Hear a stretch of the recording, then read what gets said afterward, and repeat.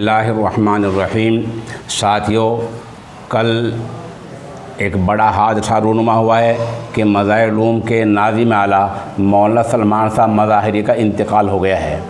کسی بھی واقعے کے 3-4 جز ہوا کرتے ہیں کہ واقعہ کیا ہوا ہے، کہاں ہوا ہے، اس شخص کی حیات و خدمات کیا ہیں، کن کن اہم لوگوں کے تعزیتی پیغامات آئے ہیں۔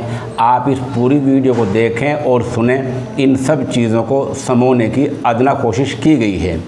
اسی ویڈیو کے آخر میں مولانا سلمان صاحب رحمۃ اللہ علیہ کی وہ دعا بھی شامل ہے جو مرحوم نے چند ماہ پہلے ہی خانقاہ امداد اشرفیہ تھانہ بون میں کرائی تھی۔ مسند حدیث کی رونق، اکابر کا امین و وارث اور مظاہر علوم کے ناظم اعلیٰ مولانا سلمان مظاہری کو رات 10:30 بجے سپرد خاک کر دیا گیا ہے۔ ان تدفین عمل میں آ گئی ہے۔ انا للہ و انا الیہ راجعون۔ نماز جنازہ تبلیغی جماعت کے امیر حضرت مولانا سعد صاحب نے پڑھائی ہے۔ سوشل انڈیا نیوز میں مولانا سلمان مظاہری کی حیات و خدمات کے حوالے سے مستند مضمون دیا جا رہا ہے۔ یہ مضمون علماء دارالعلوم دیوبند، علماء مظاہر علوم سہارنپور اور علماء ندوۃ العلماء لکھنؤ کے صلاح و مشورے کے بعد تیار کیا گیا ہے۔ پھر بھی کہیں کوئی خامی نظر آئے تو مطلع کر دیں تاکہ تصحیح کی جا سکے۔ اس خبر اور اس مضمون کے لیے سوشل انڈیا نیوز، مولانا احمد ہاشمی مظاہر علوم جدید سہارنپور، خالد قاسمی خیرآبادی، مولانا محمود حسنی ندوی اور مولانا عبد المالک مغیثی کا شکر گزار ہے۔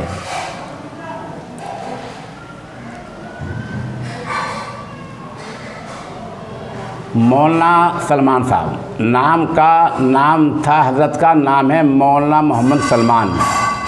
تاریخ پیدائش 13 ذی القعدہ 1365 ہجری مطابق 10 اکتوبر 1946 شب پنجشنبہ یعنی جمعرات کی رات۔ حفظ قرآن مجید کا آغاز مولانا سلمان نے 24 جمادی الثانی سن 1371 ہجری مطابق 22 مارچ 1952 بروز سنیچر حضرت شیخ الحدیث مولانا محمد زکریہ کاندلوی کی مجلس میں قرآن پاک کے حفظ کا آغاز کیا تھا۔ مظاہر علوم سہارنپور میں داخلہ ماہ شوال 1381 ہجری مطابق 1 اپریل 1962 میں 15 سال کی عمر میں مظاہر علوم میں داخلہ ہوا اور 1386 عیسوی میں وہیں سے آپ کی فراغت ہوئی۔ دورہ حدیث کے اساتذہ بخاری شریف حضرت شیخ الحدیث مولانا زکریا رحمۃ اللہ علیہ سے، ترمذی، نسائی اور مسلم مولانا منور حسین رحمۃ اللہ علیہ سے، ابو داود مولانا مفتی مظفر حسین رحمۃ اللہ علیہ سے اور تحوی شریف مولانا اسد اللہ صاحب سے پڑھی ہے۔ آپ کے دورہ حدیث کے ساتھی مولانا محمد یعقوب سہارنپوری اور مولانا قاری رضوان نسیم جیسے چوٹی کے علماء دین ہوئے ہیں۔ مظاہر علوم میں تدریسی دور کا آغاز سن 1387 ہجری میں مظاہر علوم کے باقاعدہ مدرس بنائے گئے اور 1392 ہجری میں پہلی مرتبہ جلالین شریف پڑھائی۔ پھر 1396 ہجری میں استاد حدیث بنائے گئے اور پہلی مرتبہ مشکات شریف آپ کے زیر درس آئی۔ حضرت شیخ الحدیث مولانا زکریہ رحمۃ اللہ علیہ سے تعلق آپ کا خاندانی تعلق بھی ہے اور رشتے کا تعلق بھی ہے کہ ایک حضرت کی ایک بیٹی مولانا سلمان مرحوم سے ہی منسوب ہیں۔ مظاہر علوم کے عہدۂ نظامت پر ماہ صفر المظفر 1413 ہجری مطابق ماہ اگست 1992 میں آپ مظاہر علوم کی مجلس شورا نے آپ کو باقاعدہ مظاہر علوم سہارنپور کا نائب ناظم مقرر کیا اور پھر آپ کی اچھی کارکردگی کی بنیاد پر 13 ربیع الاول 1417 ہجری مطابق 30 جولائی 1996 میں باقاعدہ عہدۂ نظامت آپ کے سپرد کر دیا گیا۔ انتقال 28 ذی القعدہ 1441 ہجری مطابق 20 جولائی 2020 بروز دوشنبہ 5 بجے شام کو مختصر علالت کے بعد اس جہان فانی کو الوداع کہہ دیا۔ اس کے بعد ایک مضمون وہ ہے جو مولانا محمد حسنی ندوی صاحب سے موصول ہوا ہے۔ مضمون میں آپ رقم تلاش ہیں، آپ لکھتے ہیں مولانا سلمان صاحب بہترین حافظ قرآن تھے اور حضرت شیخ الحدیث کے یہاں ہر سال قرآن پاک سنا کرتے تھے۔ جہاں تک علوم قرآن و حدیث کا تعلق ہے تو آپ نے دوران تعلیم ہمیشہ ہی معیاری یعنی اچھے نمبرات حاصل کیے ہیں۔ علم حدیث سے خاص خصوصی مناسبت کا تذکرہ تو شیخ الحدیث مولانا زکریا صاحب نے اسی وقت اپنے ہم اثروں کے سامنے کیا ہے۔ چنانچہ ایک خط مولانا علی میاں ندوی کو لکھا تو اس میں مولانا سلمان کے علم حدیث پر اعتماد کا اظہار کیا۔ یہی وجہ ہے کہ شیخ الحدیث مولانا زکریا صاحب نے آخری عمر میں اپنی عربی تصنیفات الابواب والتراجم للبخاری حواشی بذل المجہود کی تکمیل و ترتیب مولانا سلمان صاحب اور مولانا عاقل کے سپرد کی تھی۔ بیعت کی اجازت آپ کو مولانا طلحہ سے ملی۔ آپ آل انڈیا مسلم پرسنل لا بورڈ کے رکن بھی رہے ہیں۔ آپ کی تصانیف یعنی آپ نے کیا کتابیں لکھی؟ تقریر بخاری شریف جو مولانا زکریا کاندھلوی کے درس بخاری کے ارشادات و افادات کا مجموعہ ہے۔ تقریر مشکاۃ شریف یہ کئی جلدوں میں ہے، شیخ محمد یونس اور مفتی مظفر حسین کے درسی افادات کا مجموعہ ہے۔ تقریر تحوی شریف مولانا اسد اللہ صاحب کے درسی افادات کا مجموعہ ہے۔ تقریر شرح جامی علامہ صدیق احمد کاشمیری کے افادات کا مجموعہ ہے۔ تقریر کافیہ یہ چند خدمات ہیں جو یہ ایک معلوماتی باتیں ہیں۔ اس کے بعد تعزیت کنندگان میں ایک کافی طویل فہرست ہے، کچھ ہم نے تصاویر دی ہیں، کچھ کے نام دیے ہیں، وہ آپ سنیے۔ تعزیت کنندگان میں دارالعلوم دیوبند کے محتمم مفتی ابوالقاسم نعمانی، ندوۃ العلماء لکھنؤ کے محتمم مولانا سعید الرحمن اعظمی ندوی، دارالعلوم دیوبند کے نائب محتمم مولانا عبدالخالق سنبلی، لندن سے ڈاکٹر اکرم ندوی، مولانا خالد سیف اللہ رحمانی، مولانا سلمان صاحب ندوی، دارالعلوم دیوبند کے استاد مولانا سلمان صاحب بجنوری، مولانا شاہ عالم گورکھپوری، اور دارالعلوم وقف دیوبند کے محتمم حضرت مولانا محمد سفیان قاسمی، نائب محتمم مولانا شکیب قاسمی، مظاہر العلوم وقف کے محتمم مولانا محمد سعیدی، وہاں ماہنامے کے ترجمان مفتی ناصر الدین مظاہری، کل ہند رابطہ مساجد کے صدر مولانا عبداللہ ابن القمر، مولانا محمود حسن حسنی ندوی، مولانا نجم الحسن تھانوی، مفتی حذیفہ نجم تھانوی، مفتی ابوالحسن ارشد کاندھلوی، خانقاہ بوڑیا کے سربراہ حضرت حافظ پیر جی حسین احمد قادری مجددی، مفتی ناصر ایوب ندوی، مفتی مسعود عزیزی ندوی، مولانا حمید اللہ قاسمی، مولانا مستقیم ندوی ندوہ، مولانا عبد المالک مغیثی، مفتی ایوب صابر ہرسولی، مفتی عبدالقیوم نیاسو پورہ مظفر نگر، مفتی اشرف قاسمی بڑوت، مفتی بلال قاسمی ننگلہ رائی، امام عارف الحق بڑوتی، مولانا محمد عرفان ثاقب کیرانہ، ماسٹر سمیع اللہ خان، ڈاکٹر عظمت اللہ خان، مولانا لقمان مظاہری، قاری عرفان ضیاء، مفتی شہزاد ٹانڈا، مولانا محبوب قمر مفتاحی، مفتی عباس بجرول، مولانا خالد قاسمی خیرآبادی، مولانا احمد ہاشمی، مفتی رئیس دہرادون، قاری نسیم منگلوری، مولانا محمد ہارون قاسمی پتھر گڑھ، مولانا اشرف الرحمن، مفتی جنید قاسمی اور مولانا جاوید ندوی قابل ذکر ہیں۔ یہ چند گزارشات ہیں جو مولانا سلمان صاحب مظاہری کے بارے میں سوشل انڈیا نیوز نے پیش کی ہیں۔ ہم پھر مقرر عرض کرتے ہیں اگر ہمارے بیان میں، ہمارے کہنے میں، بولنے میں کہیں کوئی غلطی ہو گئی ہو تو برائے مہربانی کمنٹ میں اس کو مطلع کر دیں تاکہ اس کی اصلاح کی جا سکے۔ وما علینا الا البلاغ۔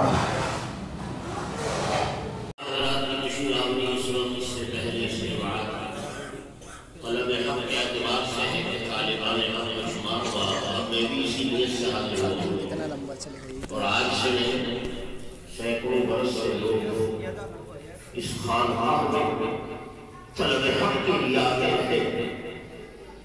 وہ طالبان حق جو امت کے لیے قابل نشر حضرت امام ربانی مولانا رشید احمد گنگوہی اور اس سے پہلے اور ان کے بعد کے نہ جانے کیسے کیسے مشائخ قابل اسلام ہمارے گزرے ہیں جو اسی خانقاہ اور اسی مسجد کے اندر طلب حق کی نیت سے آتے ہیں۔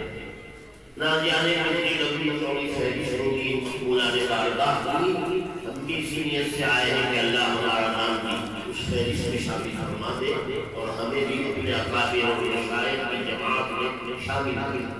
آپ حضرات اس موقع پر اس سے پہلے آئندہ جو آتے ہیں اسی نیت سے آئے کہ یہاں سے کچھ لے کر جائے۔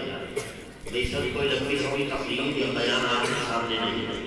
الحمدللہ ہمارے برادر محمد مولانا سلمان صاحب دارالعلوم دیوبند سے بہت اہم اور بہت ضروری موجودہ حالات کے پیش نظر آپ کو مختصر الفاظ میں وہ باتیں بتا چکے جو اس وقت ہمارے کرنے کی ہے.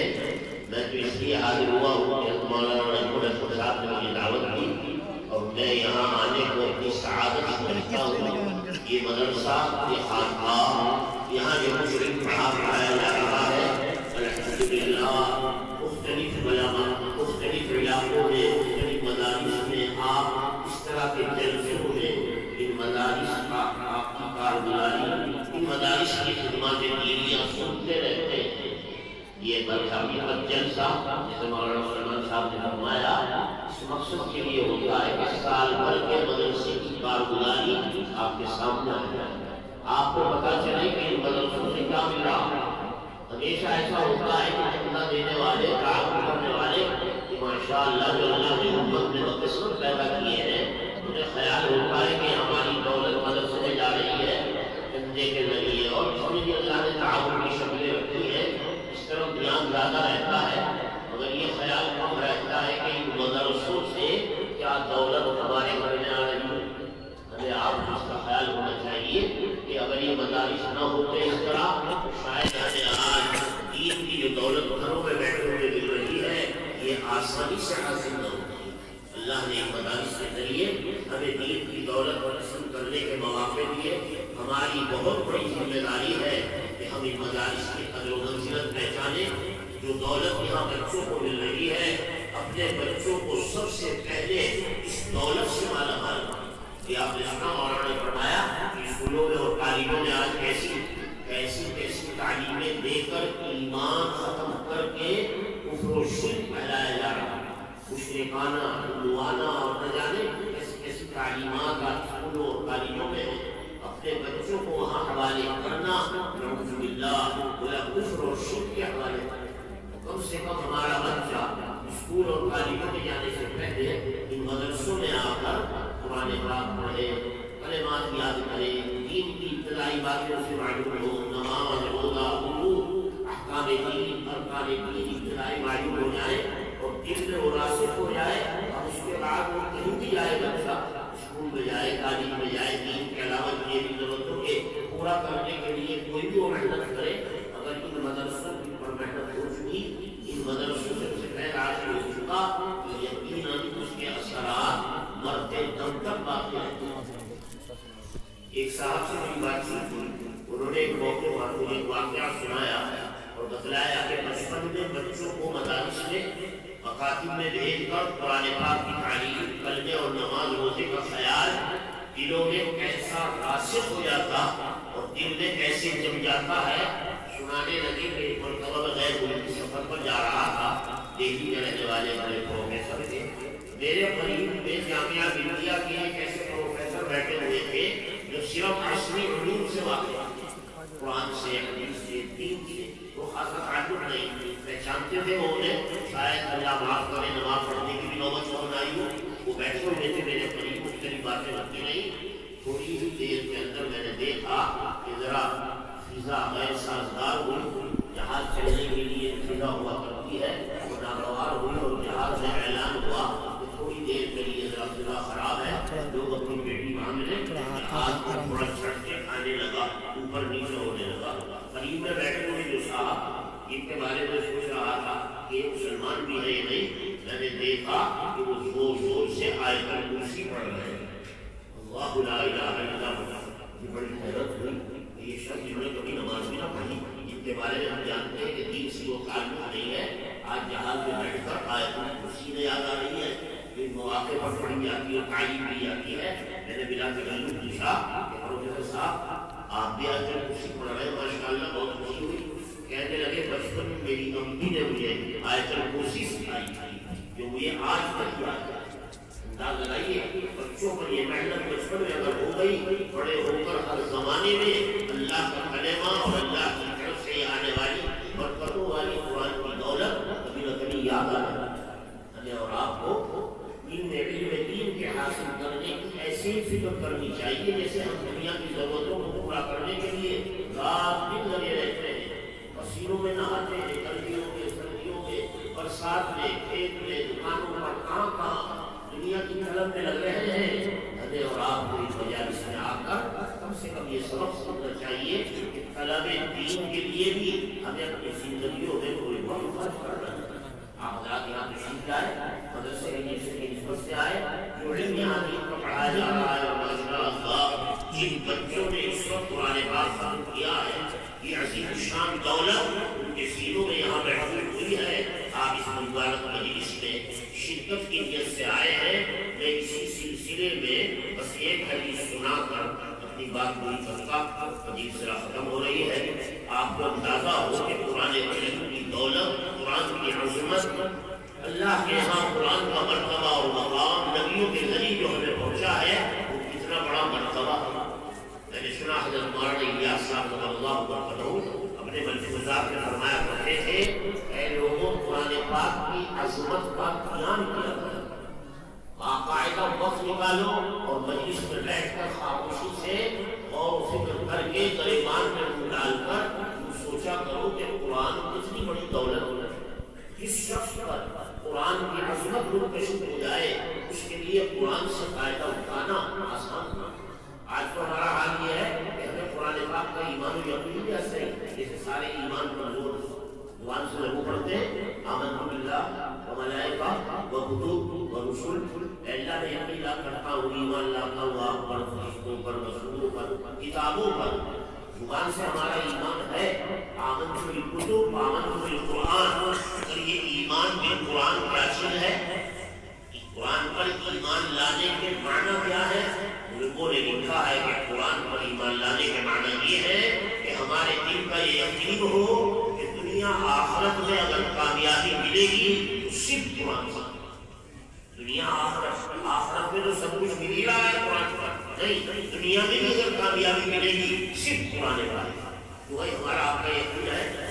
آج ہمارا یقین اتنا کمزور ہو گیا ہے کہ بچوں کے لیے ہمارے پاس وقت ہی نہیں ہے کہ ہم قرآن پڑھانے کے لیے مطلب کو بھیجیں۔ گائے بچہ گلی میں گر رہا ہوں، گالیاں دے رہا ہوں، گانا بجا رہا ہوں، فضول اور لایعنی کاموں میں، مگر اس کی فکر نہیں ہے کہ ہم اپنے بچوں کو مدارس میں بھیج کر کم سنی میں، کم علوی میں انہیں قرآن پاک پڑھائیں، قرآن یاد کرائیں۔ بچہ یہاں آئے گا، قرآن سیکھے گا، کلمہ سیکھے گا، نماز سیکھے گا، یہی تو ایمان ہے۔ ہمارے آقا صلی اللہ علیہ وسلم حضرات صحابہ کا یہی یقین بنا ہے۔ مجلسوں میں نبی پاک صلی اللہ علیہ وسلم مواعظ فرما رہے ہیں، مثالیں دے رہے ہیں، واقعات سنا رہے ہیں، اور نہ جانے کیسے کیسے مواعظ، سب کا حاصل یہ تھا کہ یقین کرو کہ قرآن کے ذریعے کامیابی ملے۔ ایک واقعہ سناتا ہوں آپ کو، اس سے اندازہ ہو جائے گا کہ ہمارے آقا صلی اللہ علیہ وسلم قرآن کا رنگ صحابہ پر کیسے چڑھاتے ہیں۔ آج ہمارا یہ رنگ دوسرا ہوگا، نہ قرآن پر ایمان ہے، نہ قرآن کا رنگ ہے، نہ قرآن والی زندگی ہے، نہ قرآن والا علم ہے۔ جب علم ہی نہیں تو عمل کہاں سے آ جائے؟ عمل تو علم کے بعد ہمیں یہی پتا نہیں کہ حلال کیا ہے، حرام کیا ہے، جائز کیا، ناجائز ہے۔ اللہ کی چیزوں سے خوش ہوتے ہیں، ان سے ناراض۔ آج ہم میں سے اکثریت 99% حلال اور حرام سے نواز۔ حلال و حرام کا قرآن بیان کرتا ہے۔ کہیں اسکول اور کالجوں کی عشری تعلیم میں تو آپ کو یہ بات نہیں ملے گی کہ حلال کیا ہے، حرام کیا ہے، اللہ کس سے ناراض ہے، کیسے مجھے یہ چیزیں اگر ملے گی انہی مدارس میں، انہی مکاتب میں، انہی خانقاہوں میں۔ ہمارے آقا صلی اللہ علیہ وسلم حضرات صحابہ پر قرآن کا رنگ چڑھاتے۔ ایک واقعہ سنے جس سے اندازہ ہوگا کہ حضور کس طریقے سے تربیت کرتے تھے۔ حضرت عمر رضی اللہ تعالیٰ عنہ کا واقعہ حدیث کی صحیح کتابوں میں آتا ہے۔ روایت میں نقل کیا گیا کہ ایک مرتبہ مجلس میں تشریف لا رہے ہیں حضرت عمر رضی اللہ تعالیٰ عنہ، راستے میں گزرتے ہوئے کچھ یہودیوں کے مکتب، یہودیوں کے مدرسے مدینے میں راستے میں پڑے۔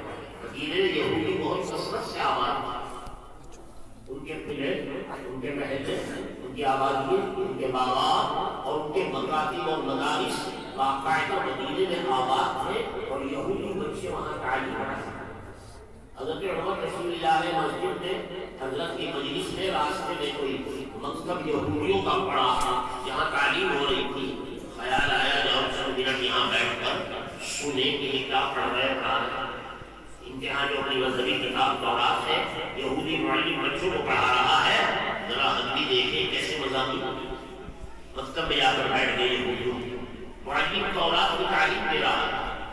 حضرت عمر رضی اللہ تعالیٰ عنہ نے سننے سے اندازہ ہوا کہ اچھا مضمون ہے، کچھ نہ کچھ باتیں بیان کی جا رہی ہیں، انسانیت کی شرافت کی ہدایت ہے، جو بہرحال تورات کی جو کتاب ہدایت ہے حضرت موسیٰ علیہ السلام پر اتری ہے، بڑے نبی پر اتری ہے، اس زمانے کے لوگوں کو کامیاب بنانے کے لیے، اگرچہ قرآن کے آنے کے بعد تورات انجیل سب منسوخ ہے اور آج وہ اپنی حالت میں موجود نہیں ہے، نہ جانے تورات انجیل میں کیسے کیسے تغیرات اور نہ جانے کیسے کیسی ترمیمات کر دی گئی، بدل دیا گیا، تحریف کر دی گئی، لیکن بہرحال کوئی نہ کوئی مضمون ایسا ضرور ہوگا کہ جو اللہ تعالیٰ کی طرف سے علم الہی، علم سماوی، علم نبوی کی حیثیت سے فائدہ دینے والا حضرت یوسف کو مضمون اچھا معلوم ہوا، کہنے لگے معلم سے کہ اگر آپ اجازت دے دیں اس کی ایک نقل مجھے دیجیے، میں اسے لے کر جانا چاہتا ہوں۔ انہوں نے وہ صحیفہ تورات کا ورقہ ان کو دے دیا، خوشی خوشی اس خیال سے حضرت نبی پاک صلی اللہ علیہ وسلم کے سامنے جو پیش کروں گا حضرت بڑی خوشی ہوگی، ایک علمی تحفہ لے کر آیا، آسمانی کتاب کا، علم الہی کا، علم نبوی کا، اس لیے اس ارادے سے تورات کا ورقہ لے کر مسجد نبوی میں پہنچے، یہودیوں کے وقت مجلس ہو رہی ہے، صحابہ بیٹھے ہوئے ہیں، نبی پاک صلی اللہ علیہ وسلم کے لوگوں نے حضرت ابوبکر دیگر صحابہ سامنے سے بیٹھے ہیں، آپ بھی جا کر تشریف فرما ہوئے اور اپنے خیال میں اچھا کام سمجھتے ہوئے حضرت سے عرض کیا، یا رسول اللہ حاضری نسخۃ من التوراۃ، حضرت میں یہ تورات کا ورقہ لے کر آیا ہوں اور اس میں کچھ مضمون ہے سنانا چاہتا ہوں، اور یہ کہہ کر سنانا شروع کر دیا۔ حضرت کا منشا، حضرت کی اجازت یا حضرت کو اس وقت کا ذوق ملاحظہ نہیں کیا، میں خیالی میں سوچا کہ چونکہ ایک علمی بات ہے حضرت سنیں گے تو خوش ہوں گے، اسے پڑھنا شروع کر دیا۔ اب جب تورات کا ورقہ پڑھنا شروع کیا حضرت عمر فاروق نے، روایت میں آتا ہے نبی پاک صلی اللہ علیہ وسلم کا چہرہ انور سرخ، غصے کی وجہ سے آپ کا چہرہ ایسا معلوم ہونے لگا کانما فتح فی جنتیہ الرحمن، ایسا معلوم ہوتا انار کے دانے کھلے پڑتے ہوتے ہیں۔ اس قدر سے کی، اس قدر غصہ حضرت کو آیا، وہ پڑھنے میں مگر مشغول، حضرت عمر خیال بھی نہیں کہ چہرے کی طرف دیکھے حضرت سنتی رہے خوشی سے یا نہیں، وہ پڑھنے میں مگر حضرت ابوبکر صدیق نے اشارہ کیا، اے عمر دیکھتے تھے پڑھتے چلے آ گئے اور حضرت سننا بھی چاہتے ہیں، حضرت کو ناراض ہوئے۔ اب جو چہرہ عمر کو دیکھا نبی پاک صلی اللہ علیہ وسلم کے، معلوم ہوا کہ حضرت کو سننے سنانے پڑھنے پڑھانے سے ناگواری، غصہ ہو رہا ہے، جلدی سے ورق بند کر دیا اور دعا میں مشغول ہو گئے۔ رضیت باللہ ربا وبالاسلام دینا وبمحمد صلی اللہ علیہ وسلم رسولا نبیا، اللہ کے صحابہ کا معمول تھا جب کچھ حضرت کو ناگواری اور غصہ آتا یہ دعا پڑھتے تھے اور حضرت کا غصہ ختم ہوتا، حضرت کا غصہ تھوڑی دیر میں ختم ہوا۔ نبی پاک صلی اللہ علیہ وسلم نے اس موقع پر جو کلمہ ارشاد فرمایا، بس یہ سبق صحابہ کے لیے نہیں، ہمارے آپ کے لیے اور قیامت تک آنے والے انسانوں کے لیے اس میں بڑی عبرت نصیب ہے۔ یعنی آپ کو بھی بتانا چاہتے ہیں، صحابہ کو بھی بتایا اور حضرت عمر کو بھی بتانا چاہتے ہیں۔ حضرت نے ایک بہت مختصر جملہ بولا، میں ذرا اس کی تشریح کر لیتا ہوں تاکہ ہمیں آپ کو پتہ چلے کہ حضرت کا منشا، حضرت کا مقصد، حضرت کی غرض کیا تھی۔ ایک جملہ بولا اس کا خلاصہ اور حاصل یہ کہ عمر جو کتاب لے کر آ رہے ہو، یہ علم جو موسیٰ علیہ السلام پر اترا ہے، یہ علم ایسے نبی پر جو یقیناً بہت بڑا نبی العظم معجزات ظاہرہ اور معجزات باطنہ والا نبی، اور یقیناً یہ کتاب بھی بڑی عظیم شان کتاب، آسمانی کتاب، آسمانی علم، نبوی علم، اس زمانے کے اعتبار سے یہ جو تم لے کر آ رہے ہو میرے سامنے پڑھنے کے لیے، سنو قرآن شریف جو اللہ نے مجھ پر اتارا ہے، کتاب ہدایت میں قرآن آ گیا ہے، اس آنے کے بعد یہ کتاب نہیں، اس کتاب کا نبی موسیٰ اگر زندہ ہوتا اللہ اس کو بھی کامیاب تورات سے نہ کرتے قرآن سے۔ لو کان موسیٰ حیا لما وسعہ الا، موسیٰ بھی اگر آئیں گے اللہ انہیں کامیاب قرآن سے کریں گے تورات سے۔ حضرت نے جملہ فرما کر صحابہ کو بتایا کہ آئے ہوئے علم کے بعد حضرت کو جو آ رہا ہے، قرآن نازل ہو جانے کے بعد ایمان والے کی بڑی ذمہ داری یہ ہے کہ وہ حضرت کے علم سے واقف کامیابی کا یقین اس علم سے، کامیاب ہوں گے تو قرآن سنو گے اور ناکام ہوں گے تو قرآن کے چھوڑنے سے۔ ان اللہ تعالی یرفع بهذا الكتاب اقواما ويضع به آخرین۔ ہمارے آقا دیکھو سنو، اللہ نے یہ کتاب اور یہ قرآن ایسی نعمت دی ہے کہ اللہ دنیا میں قوموں کو عزت دیں گے تو قرآن کو، اور اگر ذلیل کریں گے قرآن کو چھوڑ دیں گے۔ آپ اندازہ لگائیے ہمارے آقا صلی اللہ علیہ وسلم اس طرح صحابہ کا ایمان و یقین ان علوم پر بناتے تھے جو آج مکتبوں میں مدرسوں میں پڑھائے جا رہے ہیں، اور ان کی وقت و عظمت بتاتے ہیں کہ نبیوں کو بھی کامیابی ملے گی تو قرآن پاک سے۔ حضرت موسیٰ علیہ السلام کے بارے میں فرمایا، حضرت موسیٰ علیہ السلام تو دنیا میں تشریف نہیں لائیں گے، اگر ہمارا آپ کا عقیدہ ہے عیسیٰ علیہ السلام تشریف لائیں گے۔ قیامت سے پہلے ہمارا آپ کا عقیدہ ہے کہ حضرت عیسیٰ کو اللہ نے آسمانوں میں اٹھایا ہے، قیامت سے پہلے دنیا میں تشریف لائیں گے۔ وہ بہت بڑے نبی ہیں، موسیٰ علیہ السلام کے بعد بنو اسرائیل ہے، صاحب شریعت ہے، صاحب کتاب۔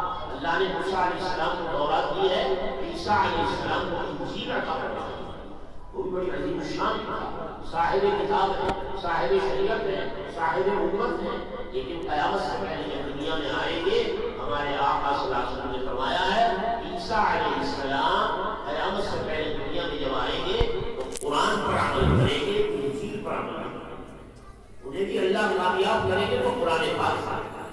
میرے دوست بزرگوں، اللہ تعالیٰ نے اپنے نبی کے ذریعے جو کتاب عظیم یہ قرآن پاک ہمیں دیا ہے، ہمیں کبھی کبھی اس کی عظمت کا خیال کرنا چاہیے، اسی وقت بیٹھنے کا سوچنا چاہیے کہ اللہ نے کیسا عظیم علم اپنے نبی کے ذریعے ہمیں دیا ہے، ہمارے لیے، ہماری اولادوں کے لیے، ہماری نسلوں کے لیے، گھر کے تمام افراد کے لیے اللہ نے قرآن سب سے بڑی دولت ہے۔ آج ہمارے گھر گانے میں بجانے میں حضور اور لائن کی چیزوں میں ہماری مائیں بہنیں نہ جانے میری تیری کی چیزوں میں لگی رہتی ہیں، گھر میں قرآن کی تلاوت کرنے کی نوبت بھی کم آتی ہے۔ اپنے بڑوں سے سنا ہے پہلے زمانے میں کوئی گھر ایسا نہیں ہوتا تھا کہ فجر کی نماز کے بعد یہاں سے قرآن کی تلاوت کی آواز آ رہی، لیکن آج آپ رات جانے والے ہیں، ہمارے گھروں میں قرآن کی تلاوت ہے، ہم سوچتے ہیں اللہ نے قرآن دیا ہے، خوبصورت سے کپڑے دے دکان میں گھوٹا لگا کر پیارے لگا کر اور لپیٹ کر شوکیس میں رکھ دیا جائے، بس یہ قرآن کا ادب ہے۔ میرے دوستوں، قرآن کا یہ ادب نہیں کیسے؟ بے شک قرآن ہر طرح سے قابل ادب، قابل تعظیم، مگر قرآن کا اصل حق یہ ہے کہ اس کی تلاوت ہو جائے، قرآن کا اصل حق یہ ہے اس کا علم حاصل کیا جائے، یہ مدارس و مکاتب ہے۔ قرآن کا اصل حق یہ ہے کہ جب علم آ جائے تو عمل کیا جائے۔ ہم آپ انداز لگائیں کیا قرآن کے حقوق ہم آپ ادا کر رہے ہیں؟ حدیث میں فرمایا ہمارے قیامت کے دن اللہ تعالیٰ کے عرش کے قریب قرآن کھڑا ہو جائے گا، آدمی کی شکل میں مجسمہ، کیا کہے گا؟ اللہ تعالیٰ سے درخواست کرے گا کہ اللہ جن لوگوں نے دنیا میں میرا حق ادا کیا ہے میں ان کی سفارش کرنے آیا ہوں، اور جنہوں نے دنیا میں میری حق تلقی کی ہے میرا خیال نہیں رکھا ہے میں ان کی شکایت کرنے آیا ہوں، اور آپ سے درخواست کرتا ہوں کہ جن لوگوں نے دنیا میں میرا خیال نہیں رکھا آج آپ بھی ان کا خیال کریں کے لیے بجائے سفارش کی شکایت ہے۔